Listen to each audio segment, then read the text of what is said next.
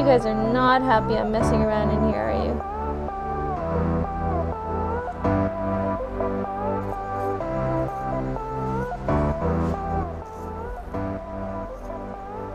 Oh, looks like we've got an egg hunt. Again? Hey guys, my name is Cheyenne and this is Species Canada.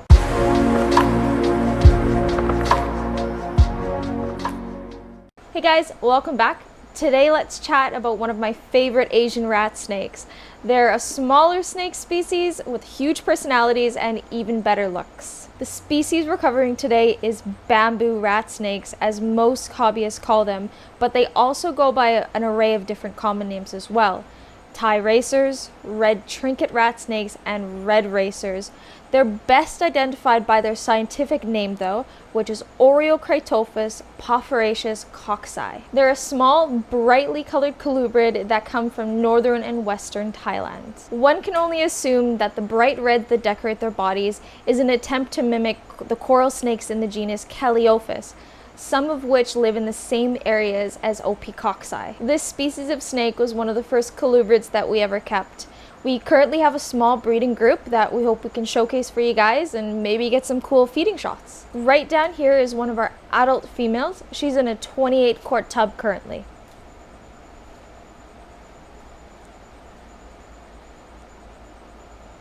Personally, we found this species pretty easy to keep, as long as you follow a few things. As a general rule, they're a colder montane species and they don't like it very hot. Temperatures over 80 degrees can be stressful and potentially fatal at times. You want to keep them around room temp, 70 to 75 degrees. Substrate, we keep them fairly simple. We don't keep them in a bioactive enclosure. We keep them in a more semi-naturalistic enclosure. Hopefully at a later date, when we get them moved into a larger vivarium, we could do a naturalistic setup mimicking the environment that they live in. But currently the substrate is coconut fiber, and we put plenty of leaf litter on top to stimulate the forest floor, and a few branches for a little bit of stimulation.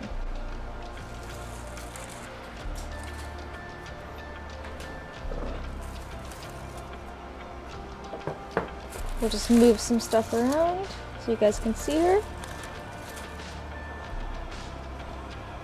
And there she is.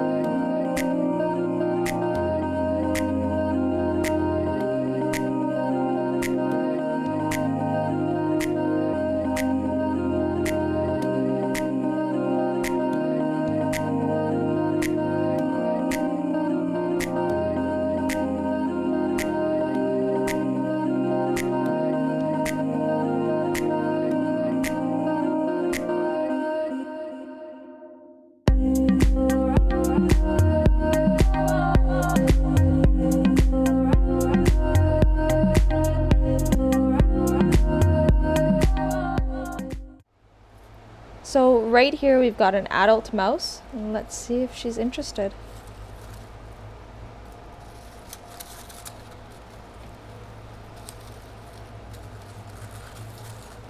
Let's move the leaf litter around. There we go.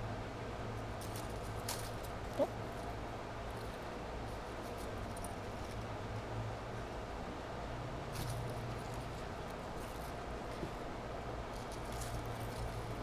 So we like to feed our group a variety of prey items. Rodents can be quite high in fat for colubrids, so we like to change things up. We'll feed our group small mice, chicks, sometimes frog legs, sometimes even pieces of fish. We've accustomed our group to eat a wide variety of food items just to help with good body condition, muscle mass, and let's be honest, we wouldn't want to eat hamburgers all our life. she'll get this down pretty quick. Usually when we feed day-old chicks, we'll take the legs off. It makes it easier for her to get them down. For frequency of feeding, generally we'll feed once a week, varying the prey items of course. In the colder months, we'll get them down for brumation. So generally around October, we'll cut down the feeding to twice a month, and then by November we'll have one last meal in them, we'll clear their system, and we'll get them ready for brumation.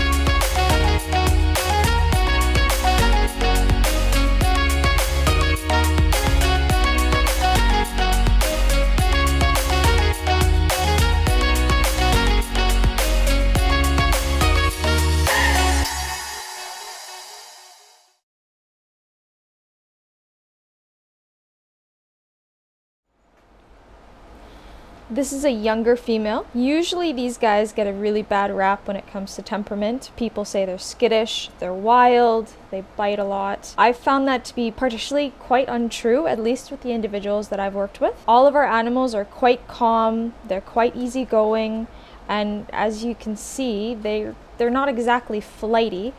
They do move quite a bit, but most colubrids do anyways. I've never been bit, aside from feeding bites or accidentally being mistaken for food, but they've never bitten me out of self-defense. I tend to leave them alone, I don't bother them, but they're a wonderful species to keep. Here's one of our younger animals setups. We keep it fairly similar to how we keep our adults. Lots of leaf litter, sticks to provide surfaces to climb and utilize if need be. Basically a semi-naturalistic bin setup. So you'll note about the O.p.coxi, they're very fossorial by nature, so they'll tend to be buried a lot in the substrate. So going back to husbandry, you want to keep a thicker substrate, at least a minimum of 2 inches I would give them.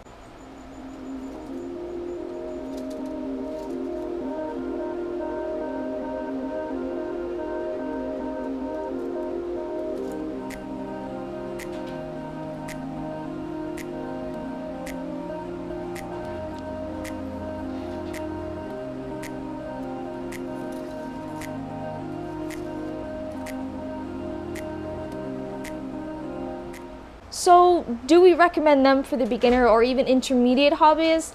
Maybe.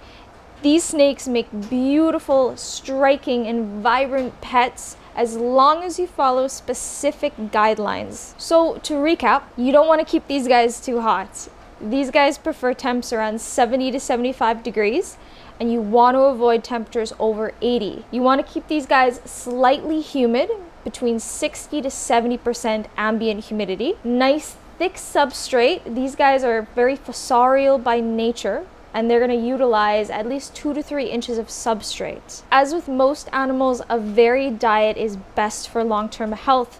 In nature, O.p.coxi feed mainly on small amphibians and occasionally small rodents. It's best to mimic that low-fat diet in captivity by providing things like day-old chicks, day-old quail, cut up fish and frog legs, and mice. Always make sure though that you're feeding size-appropriate meals. The large female shown earlier in the video is close to 10 years old and she's still going strong. As long as you can follow these specific guidelines, they're fairly easy to keep and very forgiving, even for the beginner hobbyist. Thank you so much for joining us again today while we chat about one of my favorite species of colubrids. Don't forget to like, comment, and subscribe. And if you guys have any suggestions for future videos or content, let us know in the comments.